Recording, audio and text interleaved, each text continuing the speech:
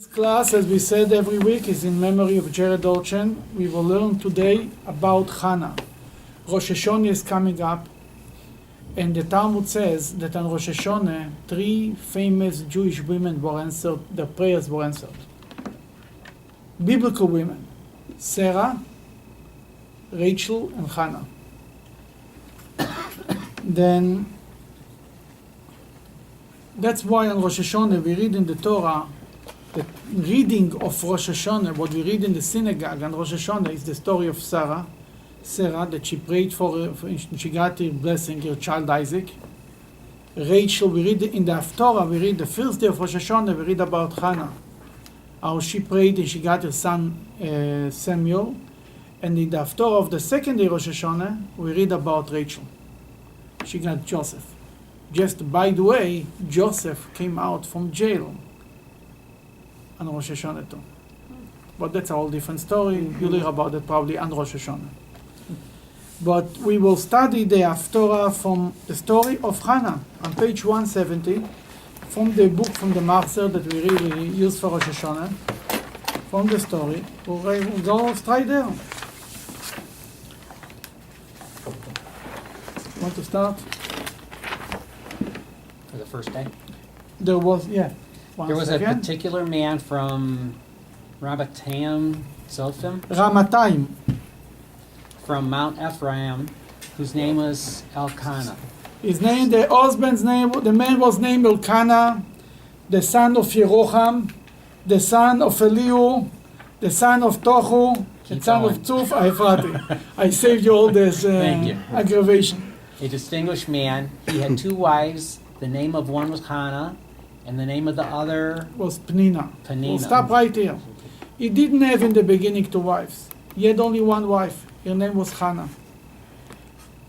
But Hannah was married to Elkanah, and she could not have children. That what was Hannah came up with an idea. She read the Bible. What's written in the Bible? When you cannot have children, what do? Tell your husband to take another wife. Oh, who did that? Sarah. Sarah. Yeah. Who else did that? Rachel. Rachel. Beautiful. What Sarah did? Sarah came to Abraham. She could not have children. And she told them, marry Hagar. The idea was when she believed that if Hashem will see, if God will see, that she is ready to give up her husband, give up on her own ego, just that her husband should have children, that we will have mercy on her and will give her children too. It worked. By Sarah it worked. Rachel, who is the second person who had troubles with having children, did the same thing. She said, I'll do what my grandmother did. Rachel told her maidservant Bilhah, go and have children with Jacob, so to speak, for me. And she said, if it worked for my grandmother will work for me. It worked. Hannah said she'll do the same thing. In general, Judaism, by Jewish people, in Jewish history, it's written 7 barren women that were in Jewish history. And the Talmud mentions 6, and the 7th is Zion, the Jewish people, so to speak, as a whole. For some reason, the Jewish people have a hard time to have children. If you look around, you see it's true. I know there is many explanations for it. Why should we give explanation why people should have a hard time to have children? But the reality is that to bring down a Jewish soul sometimes is difficult and challenging. And the greatest leaders in Jewish history, like the Rebbe, did not have children. They could not have children. They wanted very, very much to have children, but they could not have children. And then to have children is it's a fight, it's a war. And many women in the Bible had this fight to have children. In modern times, do they do that now? They will do everything to have children. Yeah, today it's much easier to have children, and there is many ways to do it. Some ways are more kosher, some ways are less kosher. Did you mean take Yeah, us? that's what I mean. No. They will go to doctors and try to do everything. No, they will not marry another woman. By Jewish law, you're not allowed to marry more than one wife. Yeah, but you're saying That was, in biblical time, it was allowed. 1100 years ago, around, was a rabbi in Germany, Rabbeinu Gershom, and he made a rule, a decree, that nobody is allowed to marry more than one wife. The Ashkenazic Jews accepted it, but the only one group, community who did not accept it over the history, it was the Yemenite Jews, and some of them still had, until recently, more than one wife, but by now it's almost not practiced even there. Because in Israel it's against the law. But by Jewish law you're allowed, if both of them agree, they're allowed to get divorced, and he's allowed to marry another, instead to get divorced and marry another wife to have children. But even this is not practiced. And a couple stays together, and they see it as a mission from God, a decree from God not to have children, and that's the. How about adoption? Adoption exists in Judaism, sure. You can adopt children. It's a little complicated to have the child Jewish, and then when he's an adult, if he's a boy, he's really. He's like a stranger. Halachically, he's like a stranger. You might raise him like your child, but the bottom line is he's not a part of you. It's not your genes. That's different laws. Do they then, for like adopted children, do they go through conversion then? Yeah. Kosher conversion. Right. You can do it. And when he's turning 13 or 12, or the girl when she's 12, they have to ask her if she agrees to continue to be Jewish. Or even if she's not asked, the moment they make a bar mitzvah and it's with their agreement and they are cooperating, that makes a statement that they are happy to be Jewish. Then we are going back to the story of Hannah. He had two wives. He had in the beginning one, then he had another one. Hannah brought somebody else with the name Penina. Beautiful. Penina had children, but Hannah was childless. Oh, Penina had children. Hannah did not have children. Not only this, the Medrash says that Penina believed that Penina used to torture Hannah. Tell her, oh, why are you not going out to pick up your children from school? Don't you wait for the boss? You're supposed to dress your children? She used to remind her constantly that she doesn't have children. Then the Talmud says Penina had good intention, because Penina said Hannah is a very righteous woman. She's a prophetess. If she will pray hard enough, she'll get children. But she didn't pray hard enough. That she tried to push her to pray harder. But the Talmud says the end of the story didn't end good for Penina, because even when you have good intention, how goes the English expression? The road to hell is full of good intention. Paved with good intentions. Okay. The same thing is here, because she had good intention. But the bottom line is she pained her other wife, basically. She pained Hannah, and therefore that was not allowed. Then even that Hannah, to a point, the Talmud compares that Satan and Penina are doing things for the sake of God. I mean, they have good intention. That Satan gives you a challenge. He doesn't want you to, he wants you to overcome the challenge. He's doing it for the sake of God, but the bottom line is called Satan. Mm-hmm. We're not looking for a Satan. The same thing is Penina. Penina, even she had good intention, and she forced Hannah to pray. Still, even if you want somebody to pray, you cannot do it in a painful way. Or let's put it in such a painful way. Okay, let's get into the story. That man used to go up from his town year by year to prostrate himself in prayer and to offer sacrifices to the Lord of hosts in Shiloh. And there the two sons of Eli, Hophni and Pinchas, served as Kohanim, priests to Hashem. To the Lord. Okay, what happened is, at that time, the temple was in Shiloh. The Jews didn't make it yet to Jerusalem. Shiloh is in the occupied territories. It was before they came to Jerusalem. The temple in Shiloh stood for 369 years. It's a long time. The walls were made from stone. The roof was the same roof that they took from the portable sanctuary that they brought from the desert. It was a portable roof, basically like a tent. And that was the temple.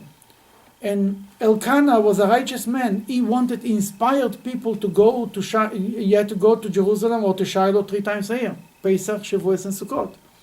Every time he used to go in a different direction. To a different city, a different neighborhood, a different village. And he never slept in a motel. He used to pitch tent in the middle of the street and sleep there. And people used to come out. What's going on? Who are you? From where are you coming? Where are you going? Oh, I'm going. He was a rich man, Elkanah, and he could afford it. He used to go with a whole entourage.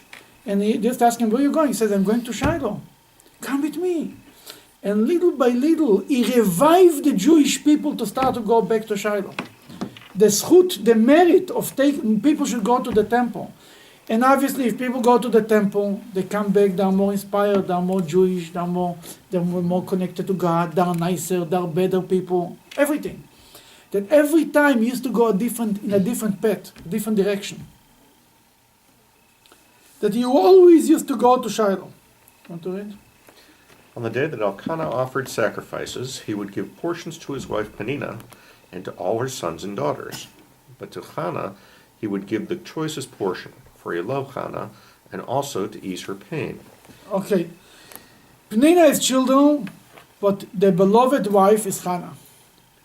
Just like always the story. Jacob, Rachel, and Leah, the same thing. To ease her pain is to give her a double portion. Continue. Go ahead. Can we? Yeah, please. Where you at? Hannah, he loved giving choice support. I don't know. Yeah. Peninnah, her rival used to. Am I right place? A little bit before. A little bit before that. 1 second. Let me see. The Lord has closed the womb. Yeah. Yes. Is that it? Yes. But to Hannah he would give a Double portion, double portion, Double for he portion. loved Hannah, and also to ease her pain because the Lord closed the womb. Continue. Yeah. Peninnah, Peninnah, her rival, used to constantly provoke her to anger so that she would complain and pray to the Lord. Exactly. Here it's written clearly that why she did it to her. She should complain to the Lord. Continue. For he closed the womb. And so he would do year by year whenever she went up to the house of the Lord. So Peninnah would provoke her to anger, and she would weep and could not eat. Okay. Every time when used to come to the temple, she used to create a whole fight, a whole thing. She said, now is the time to pray. You're in Shiloh, so to speak, go to pray. I'll make her angry, I'll make her upset. She'll be more upset. But the bottom line is she made her cry, and it was everybody sitting by the table to eat, and she didn't eat. She went to cry. Why is it? What does it mean? It says, and so he would do year by. Every year he used to go to the temple. So she was like this many years. What do you You're mean? talking about Hannah? Hannah and Peninnah. Hannah was Hannah married didn't have 10 years, children. she did not have children. Then another 9 years when Peninnah had children. 19 years until she had the first Samuel, as we're going to learn soon. But it was it was years, yeah. 19 years she waited for the first Yeah, child. yes. Oh, so she had the child after 19 years? Yes. Oh, good. That's a lot I of know. time. Yeah. It's a lot Yeah. of praying. A lot of praying, a lot of time, yes. Go ahead. Do you want to go ahead? Elkanah, her husband, said to her, Hannah, why do you weep? Why do you not eat? And why is your heart grieved? And I am not better to you than sons. Hear what he tells her. Elkanah tells her, why are you crying? I'm not better to you as 10 sons. I'm not better to you, I love you so much. I'm better than 10 sons. If anybody would tell to his wife such a comment. Your wife wants children, she's crying for children, tell her, what are you crying? Why are you so upset? I'm so good to you, I'm good to you like 10 sons. She would throw him out of the house, she never look at him again. What was he really telling her? What is he really telling her? Then there he comes from the Arizal, the Likutei Torah of the Arizal, something very interesting. In Hebrew, usually we say I am, I. I say I in Hebrew. Ani. Here they use a different word, Anochi.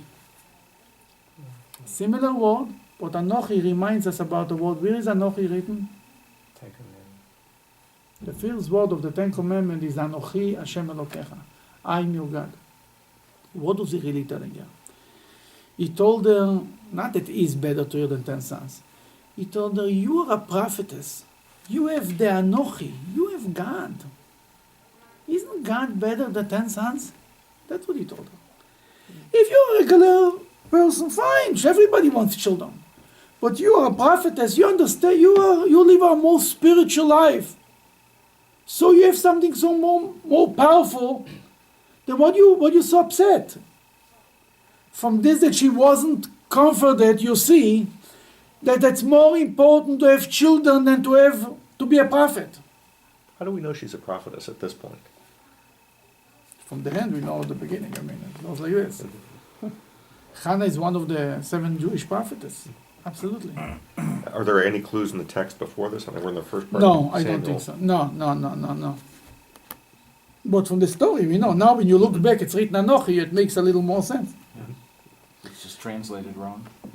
It's not, I cannot say, there is the literal translation, Ah, and then there is the deeper meaning. okay.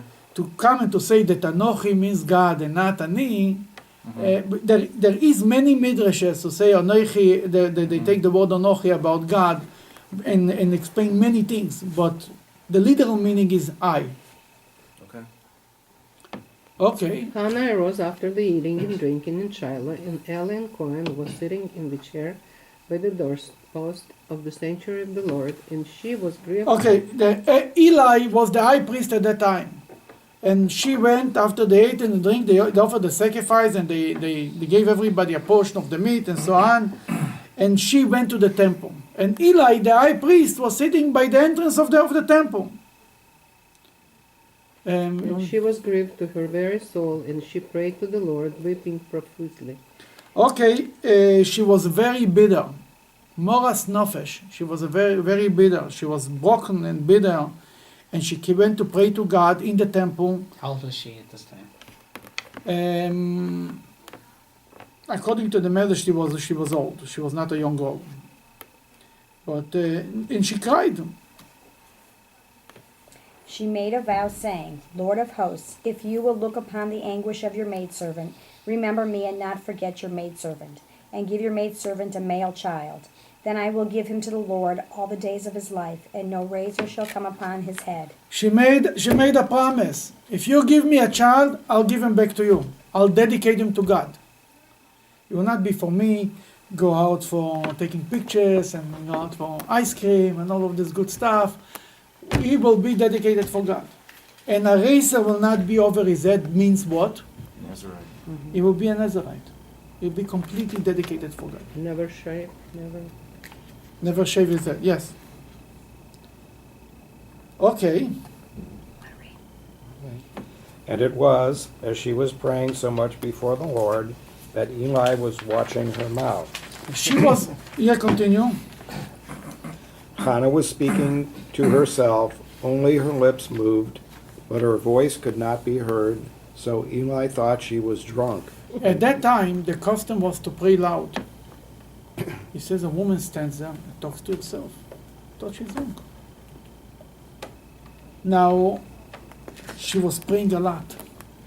She was like begging God a lot. There is a Talmudic statement, interesting, maybe it's worth to know, that because she prayed too much, she shortened his days of Eli, of her son.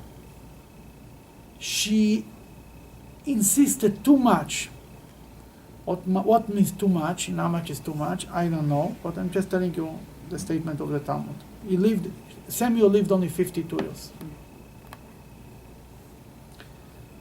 Okay, Eli looks at her and he sees a woman stand there and talking to herself for hours. So what's going on here?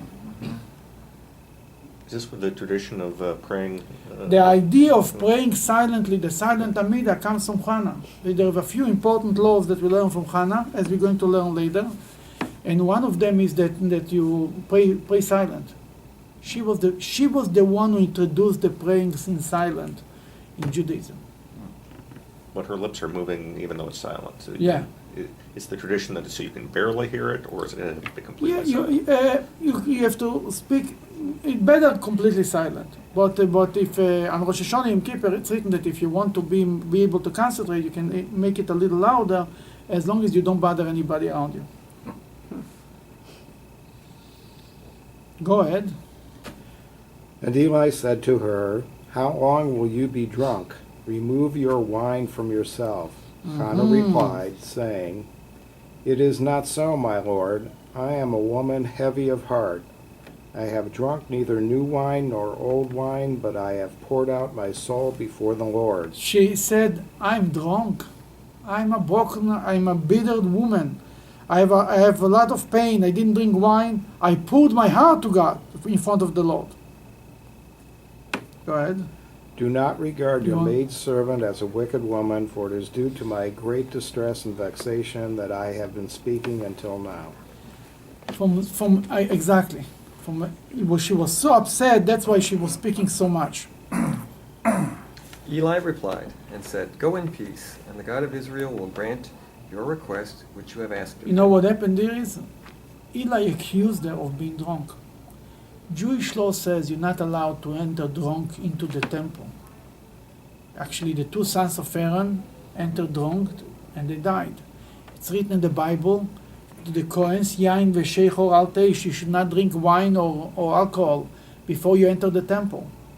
And even from the here also we learn that on prayers, before you pray, you're not allowed to drink wine before you go to pray. You have to be sober. And he accused her that she's drunk. The moment he accused that she's drunk and he discovered that it's not true, he felt he has to pay her back. That he gave her a blessing. He was the high priest. He gave her a blessing. May God fulfill your request.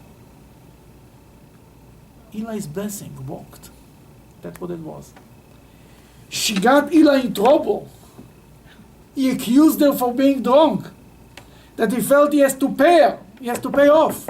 Because he accused such a broken-hearted woman of something that she's broken and you say she's drunk.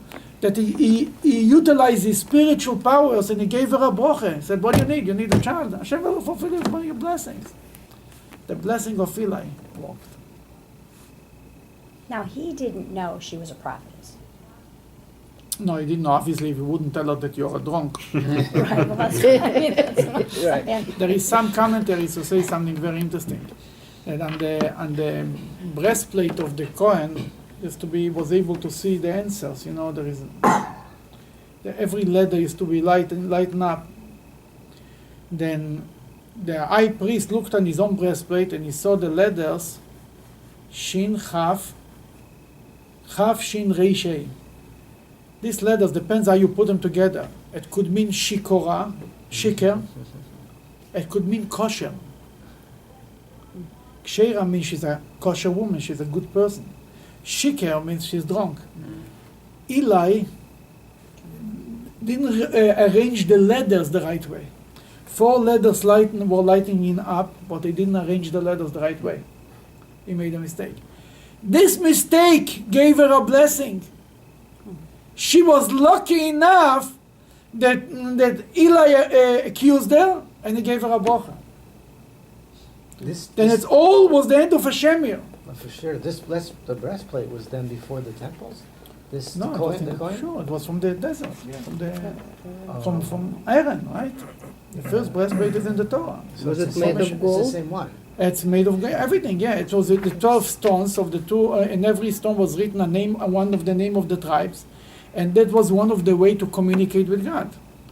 When the king wanted to know if to go to war or not, the high priest used to stand in front of the Holy of Holies, and that's a whole description how it worked. But one way or another, from the letters, he was able to understand what Hashem wants from them. What's the right answer? To go to war, not to go to war. Certain letters used to light up.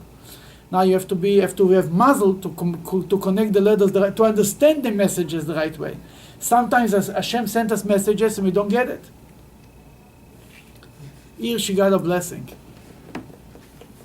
Go ahead. I think that's interesting that, she had to speak up and tell the high priest, "You're wrong." It's an uneasy thing to do, probably. You're right, and this is also, as we learn later, that we learn from it. If somebody accuses you of something not true, don't be silent. Make a point that it's not true, in a nice way. But okay, let's continue. She said, "Atomer, go in peace, and the God of the Lord, which you ask for him." She said. Who's supposed to read? Mr. Martel. Oh, sure. She said, may your maidservant find favor in your eyes. See, go in peace. She said, "May your maidservant find favor in your eyes." Then the woman went on her way. She ate, and her face was no longer sour. For some reason, she had a feeling that her prayers were answered. She used to pray in Shiloh for years. She was always coming back and said, this time she got a bracha from Eli. Oh, it's a different story. You got a bracha from the Rebbe. Now you're talking. They rose early in the morning, prostrated themselves in the prayer before the Lord, and returned and came in their house in Ramah. Elkanah knew intimately his wife Hannah, and the Lord remembered her. The Lord remembered her. Every time when it's written in the Torah that God remembered, it means God gave salvation to this person. And God remembered the Jews in Egypt, and he sent Moses to redeem them. And God remembered Noah in the ark, and he stopped the flood. He took him out from the ark. And God remembered Sarah, and he gave her a child. Remembering is a call for action. It's called a mitzvah saseh. It's a mitzvah that calls for action. A positive commandment. You have to do something. Can you imagine somebody tells you, I remember that yesterday was your birthday. I remembered, actually I remembered that. You remembered? Why didn't you pick up the phone and say hello? Didn't send a card? Oh, I was thinking about you. Don't worry, I was thinking about you. It's not enough. You thinking about me, it doesn't help me, right? Remembering, Rosh Hashanah is a day of remembrance. Because all these three women were remembered by God on Rosh Hashanah. Joseph was remembered by God on Rosh Hashanah. It's all about remembering. The remembering is a call for action. And it was at the end of the period. Go ahead. And it was at the end of the period of pregnancy of Hannah that she gave birth to a son, and she called his name Shmuel. For she said, I have asked for him, Shiltiv. of the Lord. Shmuel comes from asking. I was borrowing from God, I was begging from God, and I was borrowing it from God. Basically, that he belongs to God. He's on loan from God. That's what it is. This child is on loan from God. That she named him Shmuel. In the name Shmuel is Shaul, king. So look, the word loan and the name Hel, the name Hashem, the name of God. In the name Shmuel. Is there significance to the fact that the first king was Shaul, and he anoints Shaul? That's interesting. I didn't think about it, but yeah, Shaul means beg, also loan, on loan. That's interesting. Go ahead. The man Elkanah. The man Elkanah with his entire household went up to Shiloh to offer to the Lord the yearly sacrifices and his vow. But Hannah did not go up, for she said to her husband, I will remain at home until the boy is weaned. Then I shall bring him there, that he may appear before the Lord and stay there forever. Okay, what happened here? Elkanah used to go every year to the temple. She had a baby, she told Elkanah, he can go. Zygig is on the raid, I'm not going. She said, I will raise the child, and then I'll go. What she really said there? She had two options. Elkanah was a rich man. She could leave the baby with a babysitter and go to the temple. She was a prophetess. Shiloh was very, very important to her. It wasn't like a by-the-way place. You go to the temple by yourself. That was a highlight of your life, to going to Shiloh. That she had two options. She had one option to take a babysitter, to leave him with a babysitter at home, or to take a nanny with her to help her on the road. She had enough money. She didn't choose not the first option and not the second option. She stayed home. From here we learn that raising Jewish children is more important than taking prophecy. And how much more important than having a career or anything else. The Rebbe once spoke about it. about that raising children is the most important job, and people should push away anything else, and they should be the most number one priority, is raising Jewish children.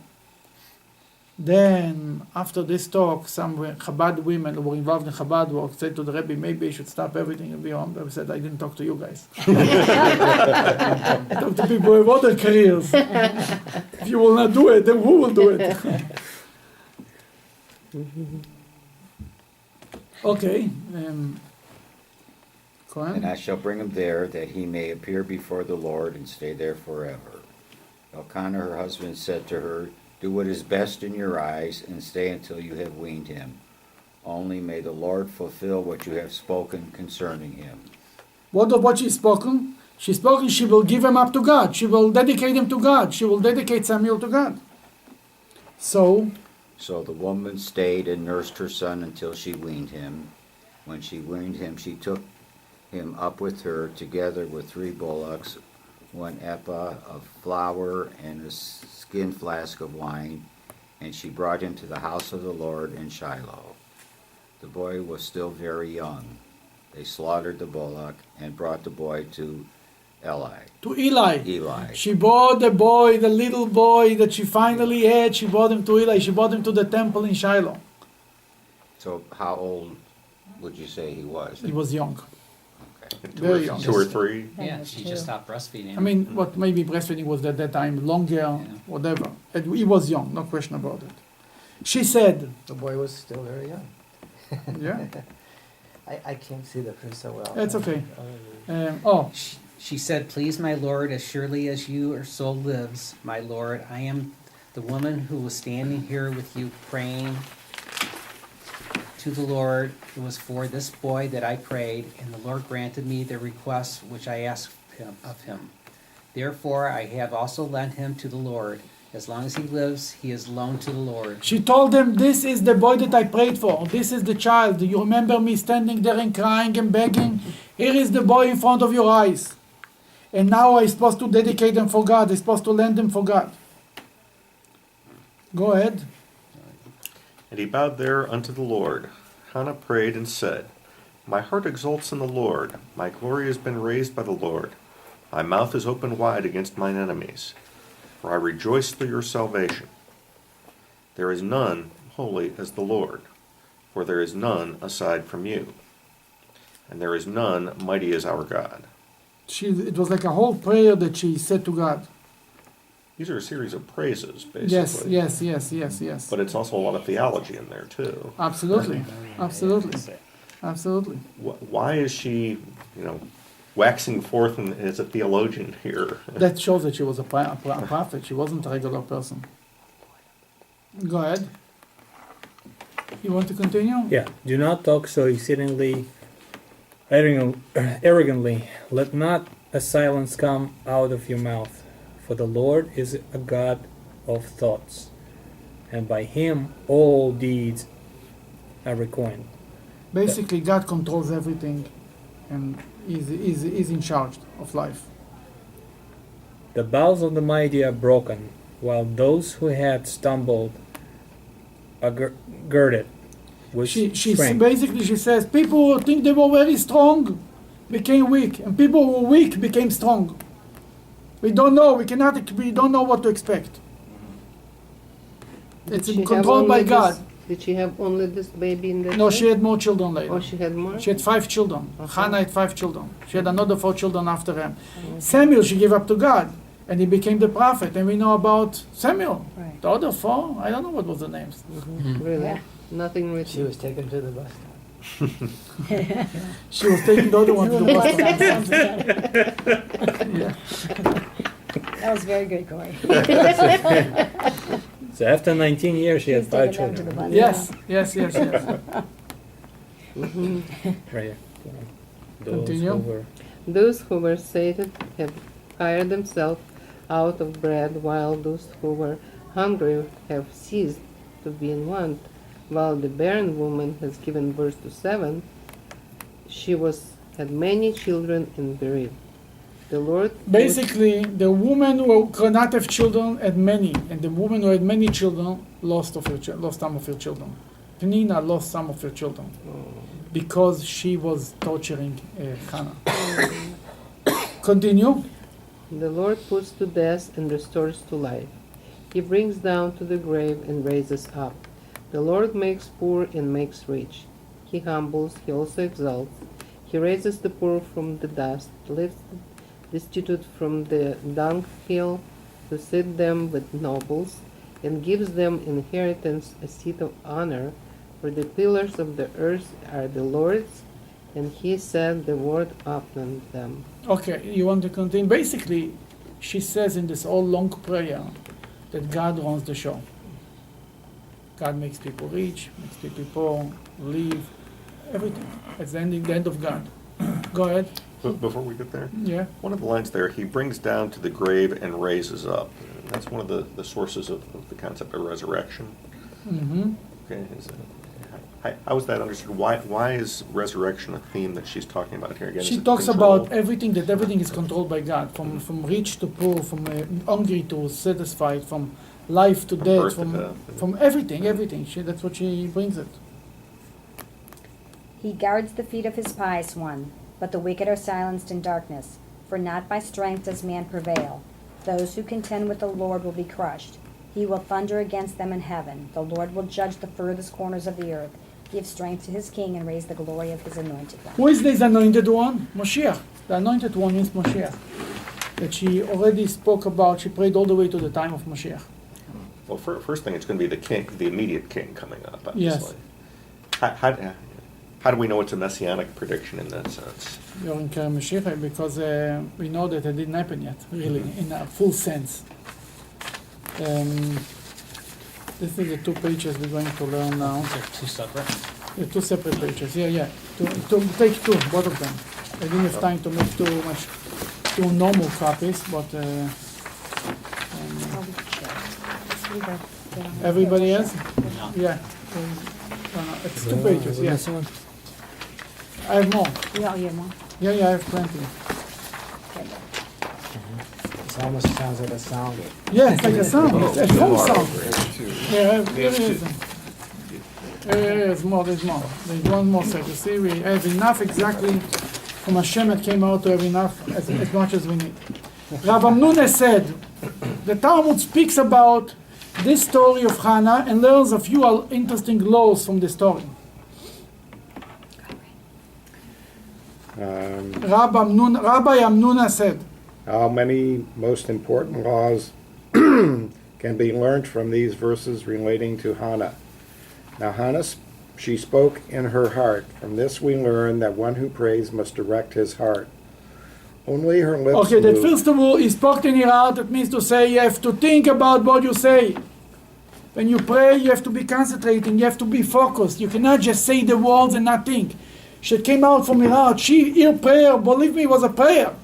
She was completely focused on your prayer. It's like She's all in. she's all in. Exactly. It's like you cannot exercise if you are not focused. You know, you cannot do anything. You cannot do anything right if you're not focused. You cannot write a paper. You cannot do an operation. You cannot do anything when you're not exercising.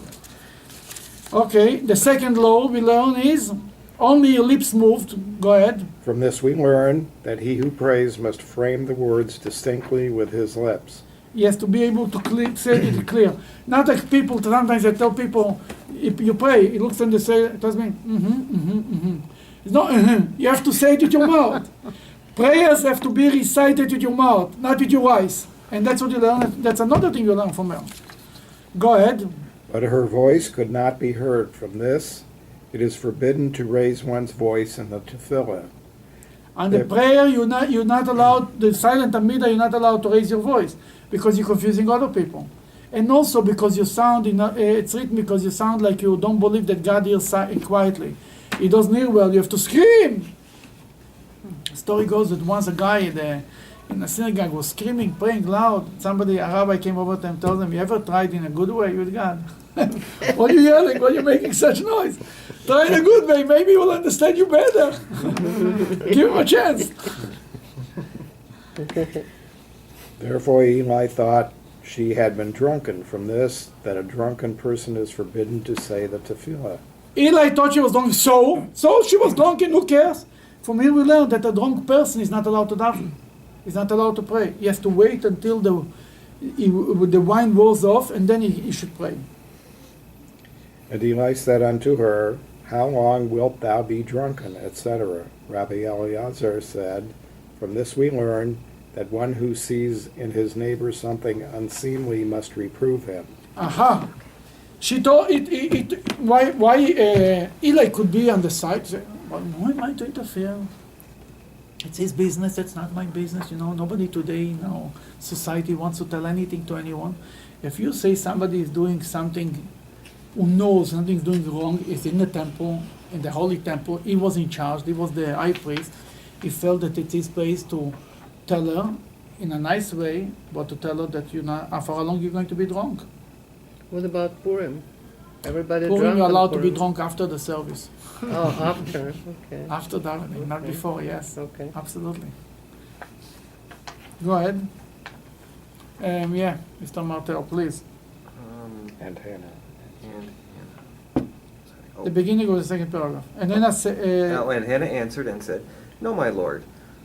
Ula, or as some say, the Rabbi name of Yosef ben Yosef ben Hanina, Hanina, yes, said. sa- She said to him, She said to him, Thou art no Lord in this matter, nor does the Holy Spirit rest on thee, that thou suspectest me of this thing. Some say she said to him, basically, she told him, "You are a holy man. You have the Spirit of God, and you suspect me of being a drunk person." That's what she told him. Some say she said to him, Thou art no Lord, meaning the Shekhinah and the Holy Spirit is not with you, in that you take the harsher and not the more lenient view of my conduct. Aha, she told them, how could a righteous man not judge somebody favorably? You see a person, he might be drunk, he might be broken-hearted. Forget about being holy and spiritually know the truth. Why you don't, the Mishnah tells us, we know that everyone you have to see another person, you have to judge him favorably. Maybe there's maybe he forgot, maybe this, maybe she's a broken-hearted. Why you took the harsher side? Dost thou not know that I am a woman of sorrowful spirit? I have drunk neither wine nor strong drink. Rabbi Eliezer said, From this we learn that one who is suspected wrongfully must clear himself. She had to clear herself, she had to tell him the truth. It's not true, I'm not drunk, I didn't do anything wrong. The other person shouldn't walk away with the wrong impression. Because by this, for a few reasons, he might learn from you. He says, I saw somebody in the temple, he was drunk and it was good. But you have to tell him. I didn't do it. You have to make sure that people don't have the wrong impression of you to begin with. But if they got it, you have to make sure it's not left. So this is not speaking very highly of Eli. And his sons didn't do very well after this, didn't they? His sons is his sons. Let's not blame him for his sons. Maybe you can blame the Torah, blames him a little bit. But Eli raised Samuel. Eli gave her the blessing. That Eli was the high priest. As long as Eli was alive, the temple in Shiloh stood. And then when the Ark of the Covenant was taken and then he died, that was the end of the temple of Shiloh. But Eli was you see, we are sitting here today and talking about Eli. How many high priests you know? Exactly. Eli was a very righteous man. It's written about when Samuel was raised as a child. She left him, when she brought Samuel, she left him in the temple to be raised by Eli. She promised she'll dedicate the boy to God. She lived up to her promise. And he was sleeping in next room to Eli. And once he heard the Samuel lays in bed, the Bible tells the story, the prophet tells the story, the book of Samuel. I think it's a book of Samuel, maybe early. Yeah. And he heard the voice, Samuel, Samuel. He goes to Eli, tells him, Eli, what do you want? He said, I didn't call you. Lays down in bed. He goes again, Samuel, Samuel. He comes to Eli, what do you want? Eli told him, next time when you hear this voice, say yes. That's how he became a prophet. It was the voice of God. Mm-hmm. Obviously, Eli and Samuel were on the same wavelength. You know what to say, God, this. Then Eli was a good Jew. Go ahead. Want to continue? Then Eli answered and said, Go in peace. Rabbi Eliezer said, From this we learn that one who suspects his neighbor of a fault which he has not committed must beg his pardon. Nay, more, he must bless him, as it says, and the God of Israel grant that petition. Because he accused them, he had to bless her.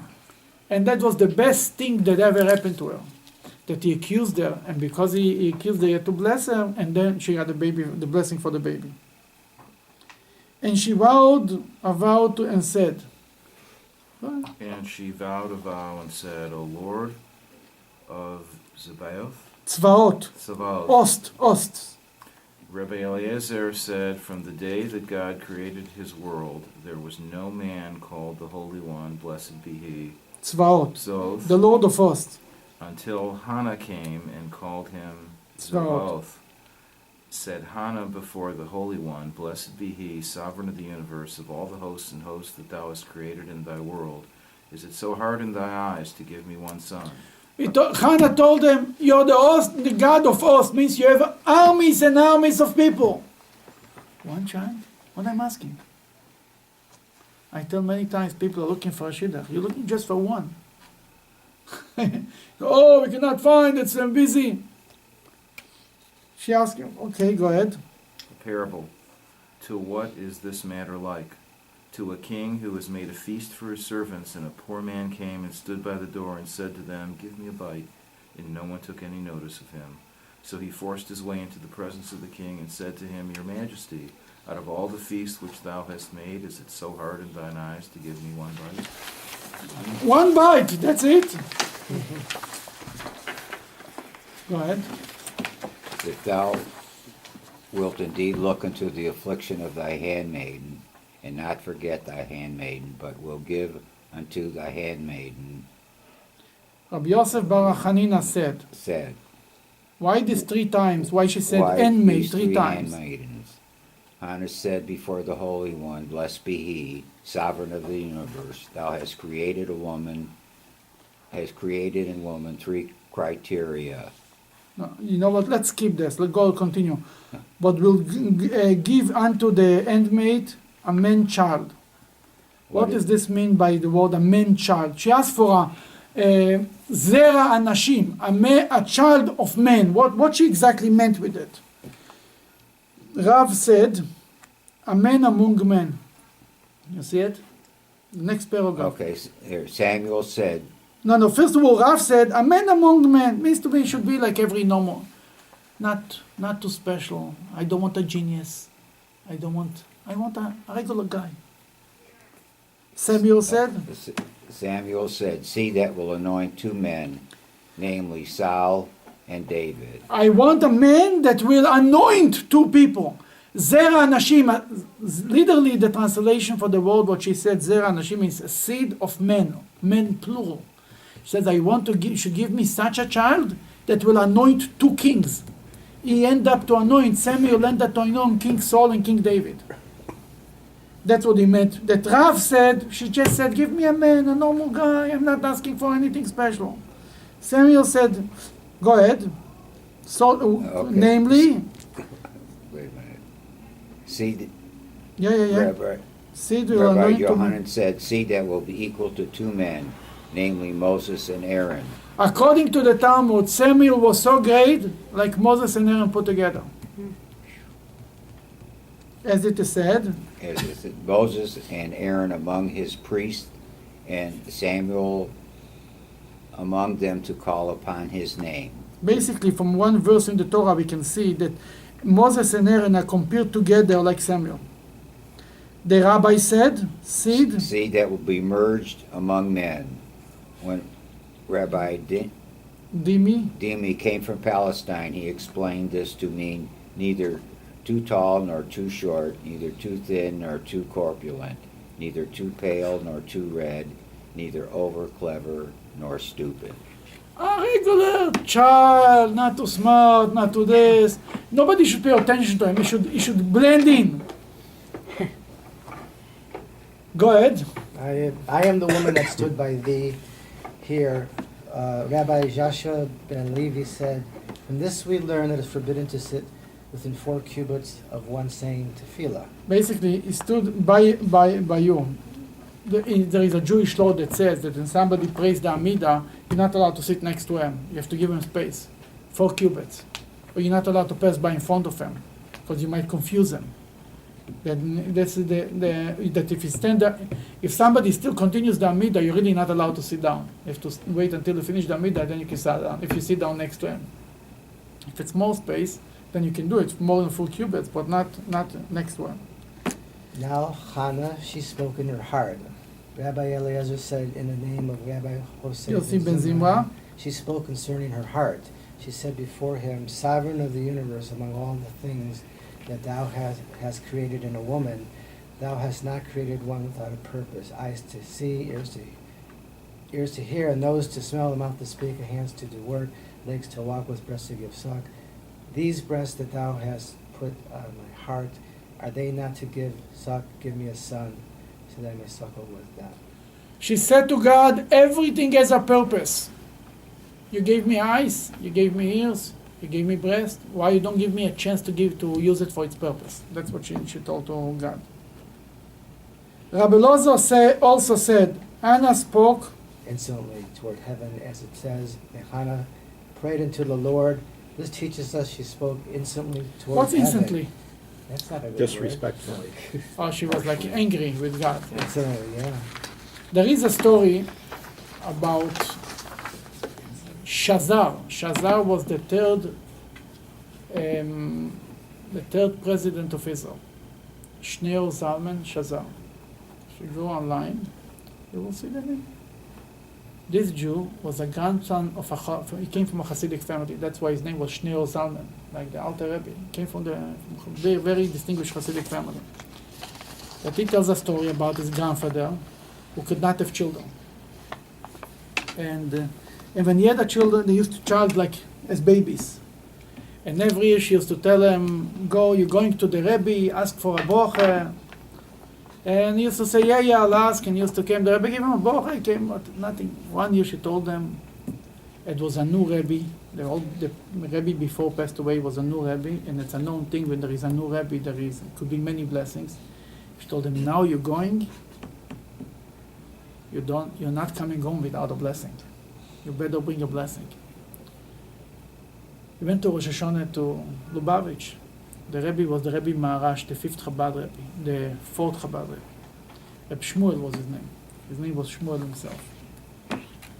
And Rosh Hashana, he pushed himself, and he was. And the Rebbe used to read the Haftora in the synagogue. And he pushed himself. He stood across of the bima, and the Rebbe read the Haftora.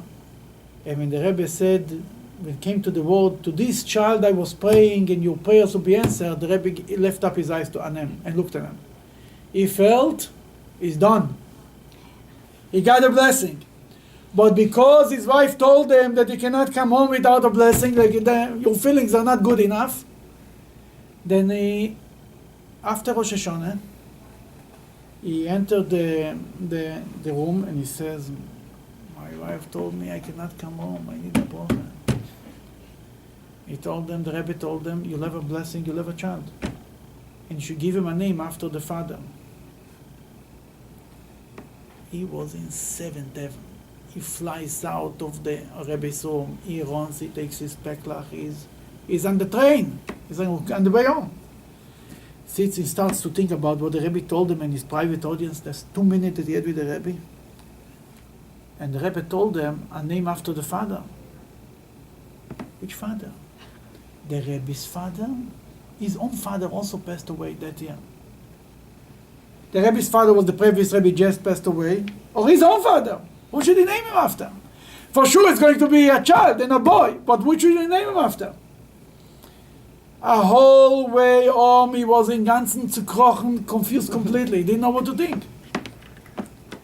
And he was thinking, and he told his wife, a name after the father, they didn't know what it means. Lo and behold, twins were born. Oh, 2 boys. no Truly a way. miracle. 2 fathers. And he named after the Rebbe's father and after his own father. So the president was that The The one president who- was a grandchild of this Unbelievable. miracle. It's a modern story. And it's interesting. It's interesting that the child who survived was the child that was named after the Rebbe's father. Wow. But I know I have a brother-in-law, Miriam's sister. His mother passed away on a certain year, and the Rebbe's wife passed away the same year. And everybody named after the Rebbe's wife. And he knew he will have a dilemma, and he had twin girls. Isn't Both of it them, he named something? after this and after this. Then this is the prayers, the story of Hannah, the story of Rosh Hashanah teaches us that many miracles can take place in Rosh Hashanah. Things that were never expected. Not Sarah should have a child, not Hannah, not Rachel, not Joseph should go out from jail. All of this happened on Rosh Hashanah. That Rosh Hashanah is a very, very powerful day. And we ask from Hashem, Hashem will help us, and we'll have all our prayers will be answered, God willing. One of the miracles, we see a miracle of birth oftentimes. We've got 3 birth stories, miracles going on here. Yeah. Is the birth miracle connected to the creation of Adam? Is that the theme connecting them? You mean that's why it's in Rosh Hashanah, you Yeah. mean? Mhm. And the miracles that took place on Rosh Hashanah are more births than the other things. This is true. Is this connected to Adam? I think because of giving life. Maybe because that was the day that God gave life. Yeah, it makes a lot of sense. Yeah, would you say? In general, that's considered the most important miracle. Having a child. What could be better than being given So life? Rosh Hashanah is holiday for all people in the world, not only Jews. You're right. You're right. Rosh Hashanah is a holiday for women. In Rosh Absolutely. Hashanah, it's the first person was born. Yeah, that's why it's a birthday of humanity. Yeah. And that's why it's a holiday for all human beings, not just for Mhm. Jews. And on Right. Rosh Hashanah, everybody is Yeah. being judged, and is God decide for him the year to come. Not only Jews. Jews know about it a little more than everybody else, but it's really a special day for every human being in the world. Absolutely. And that's what we pray on Rosh Hashanah. Most of the prayers on Rosh Hashanah, Yom Kippur is more for the Jewish people, but Rosh Hashanah is the whole theme is about everybody. It's not just about the Jewish people. And that's the whole shofar blowing, as we'll speak about it next week, and more things to be discussed. That's a good story. Thank you.